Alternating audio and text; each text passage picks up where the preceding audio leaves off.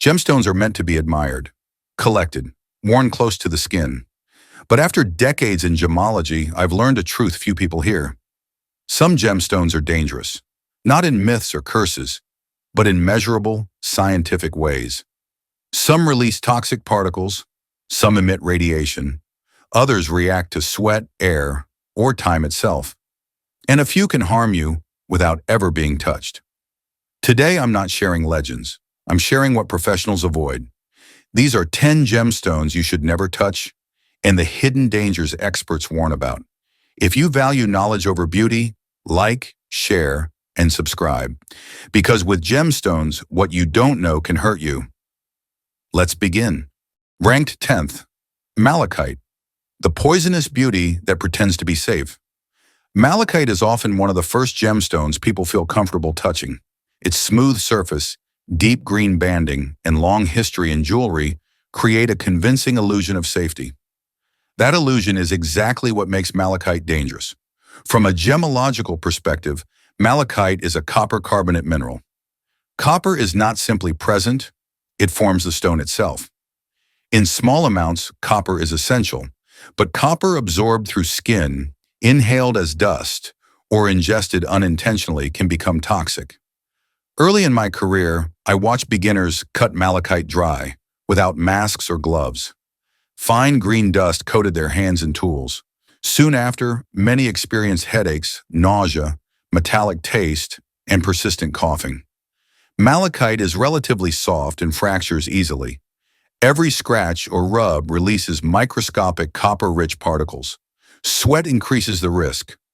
Human sweat is mildly acidic, allowing copper ions to leach out during prolonged skin contact, especially from rings and bracelets worn daily. This is why experienced gemologists rarely recommend malachite for constant wear jewelry. In professional settings, it is always cut wet, ventilated, and handled with protection. Yet malachite is sold worldwide as a souvenir stone, inviting casual contact. Malachite is not cursed, it is not mystical, it is simply chemistry. And sometimes chemistry is more dangerous than legend. Ranked 9th, Cinnabar, the stone that poisons the mind over time. Cinnabar immediately commands attention. Its intense crimson color feels unnatural, as if the stone demands to be noticed. For centuries, cinnabar symbolized power and immortality. It was used for royal seals and sacred objects, believed to carry life itself. What was unknown is that cinnabar is mercury sulfide. From a gemological standpoint, it is among the most dangerous minerals ever mistaken for a gemstone. Mercury does not need to be swallowed to cause harm. It only needs time. When cinnabar is handled, especially in warmth, trace mercury vapor is released, invisible, odorless, and easily inhaled.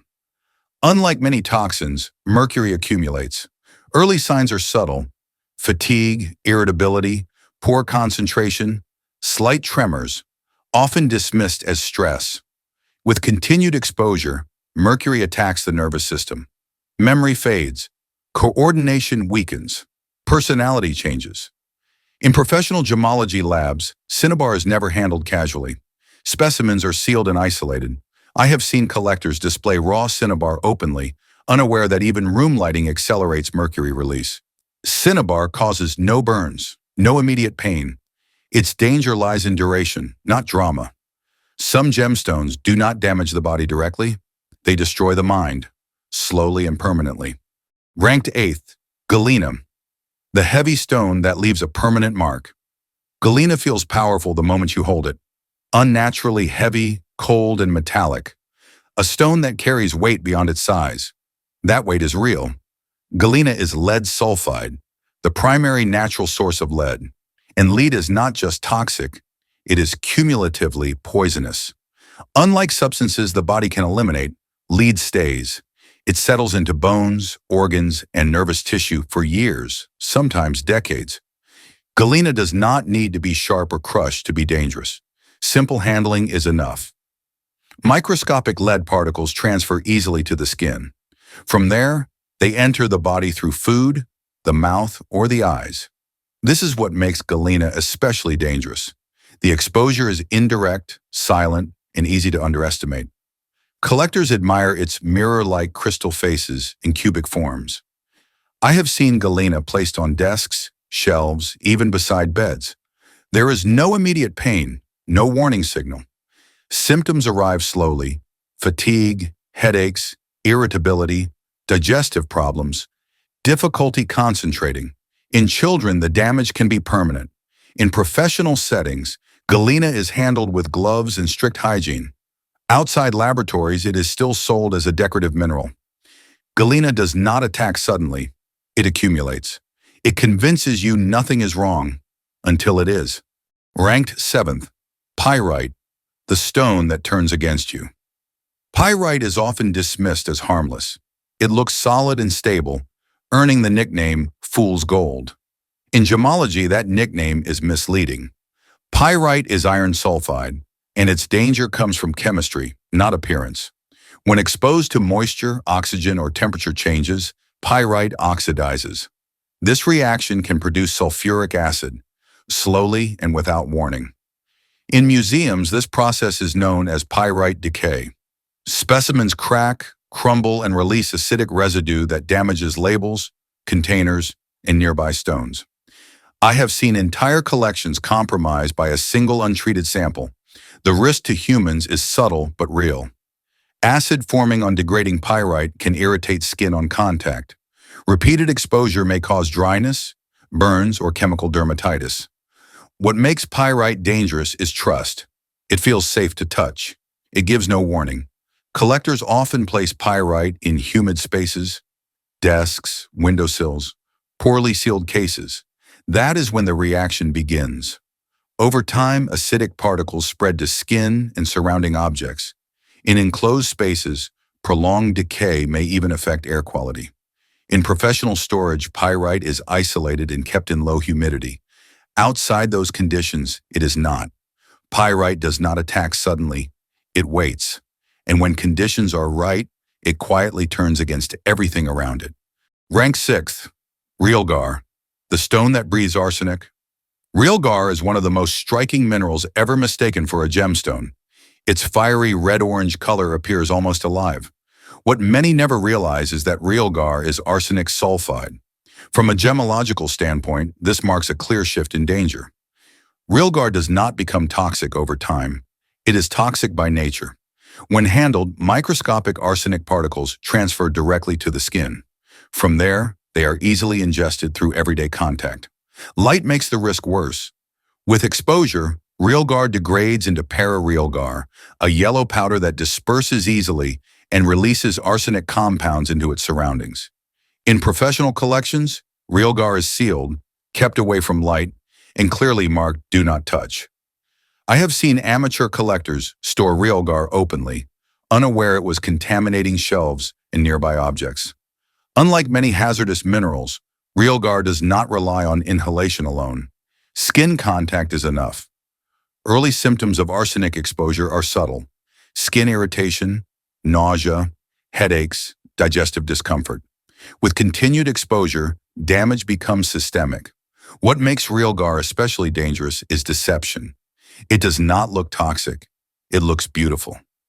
In gemology, Realgar is treated like poison because it is dangerous from the moment you touch it. Ranked 5th, Asbestos minerals, the stones that kill long after you touch them. Some of the most dangerous gemstones do not look dangerous at all. They cause no immediate pain. They wait. Certain fibrous minerals, once admired for their silky appearance, belong to the asbestos family. In gemology, the danger here is not touch. It is air. Asbestos harms not because it is chemically toxic, but because of its structure. When disturbed, these minerals release microscopic fibers thinner than a human hair. Once inhaled, they do not dissolve or break down. They embed permanently in lung tissue. The body cannot remove them. I have seen stable-looking specimens release invisible fibers with a single movement. No dust, no warning. There are no early symptoms. The damage unfolds silently over decades. 20 or 30 years later, those fibers can cause irreversible lung scarring or aggressive cancers, such as mesothelioma. By then, treatment options are limited. In professional environments, asbestos-bearing minerals are sealed and removed from display. Unprotected handling is unacceptable, yet many people still encounter them unknowingly, in old collections or mislabeled specimens. Exposure today does not punish you today. It punishes the future version of you. Some stones do not hurt you when you touch them. They hurt you years later. Ranked fourth, Chalcanthite, the blue that burns through skin. Chalcanthite is one of the most deceptive minerals in the world. Its electric blue color looks unreal and dangerously inviting. Chalcanthite is copper sulfate, a highly water-soluble toxic mineral. In gemology, that alone makes it dangerous. Unlike stones that release toxins slowly, chalcanthite reacts immediately. The moment it touches moisture, it begins to dissolve. And human skin is never truly dry. Sweat is enough. When chalcanthite contacts damp skin, copper ions dissolve instantly and penetrate the surface.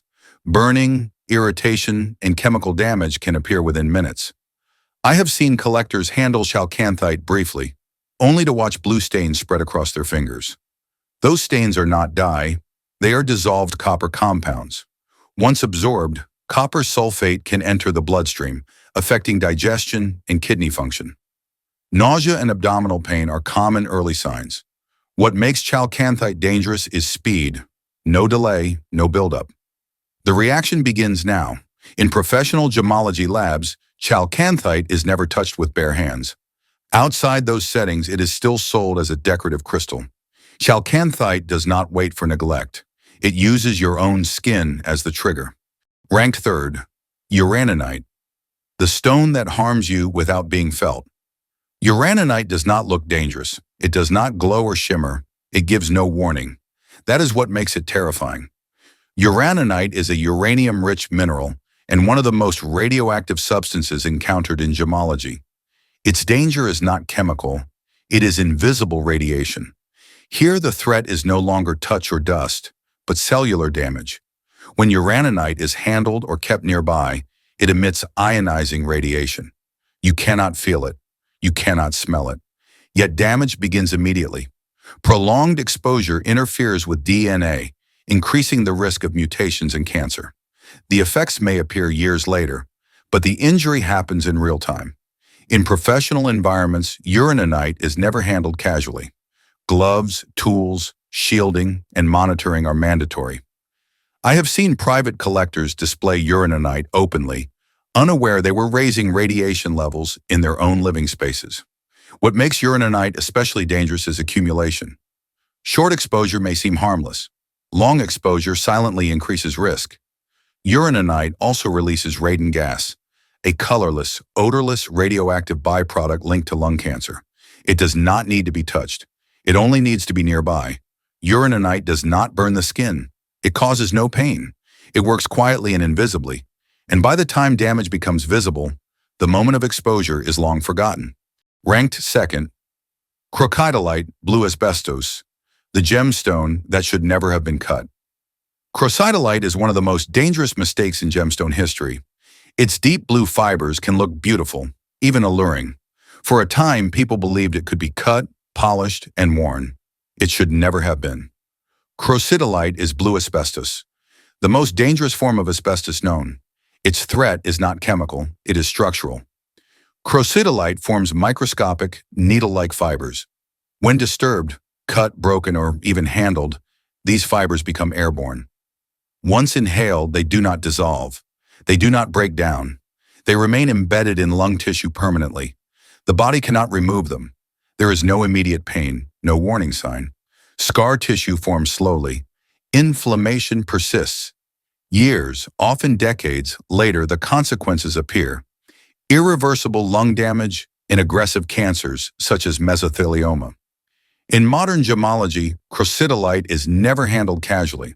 Specimens are sealed, isolated, or removed from display entirely.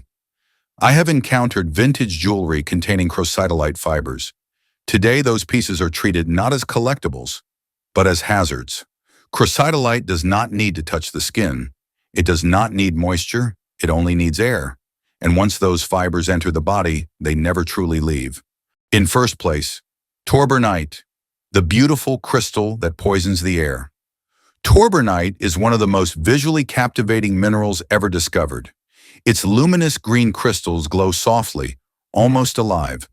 To the untrained eye, it looks harmless, even beautiful. That beauty is a lie.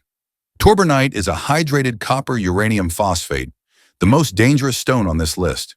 Unlike other gemstones, torbernite does not need to be touched. It works at a distance. Torbernite is radioactive, emitting ionizing radiation that damages living cells. You cannot feel it, you cannot smell it. But the damage begins immediately. As torbernite ages, its structure weakens, releasing microscopic radioactive particles into the surrounding space. Worse still, it releases radon gas, colorless, odorless, and linked to lung cancer. In enclosed spaces, radon accumulates silently. Shelves become hazards. Rooms become unsafe. I have seen collectors display torbernite at home, unaware they were raising radiation levels around themselves. In professional gemology, torbernite is sealed, shielded, or removed from display entirely. This is not fear, it is protocol. Torbernite does not burn the skin. It causes no pain. It poisons space, slowly, silently. That is why torbernite is not admired. It is avoided. Gemstones are often seen as symbols of beauty and desire, but some carry dangers far beyond value. They carry chemistry, radiation, consequences too small to see and too serious to ignore. In gemology, knowledge is protection. These stones are not cursed or evil. They are products of Earth's most extreme processes, indifferent to human skin and lungs. The greatest danger is not the stone. It is ignorance. If this video changed how you see gemstones, share it. Subscribe for more insights from the hidden side of gemology, where admiration ends and respect begins. Because some gemstones are meant to be studied, not touched, and some dangers remain invisible until it is too late.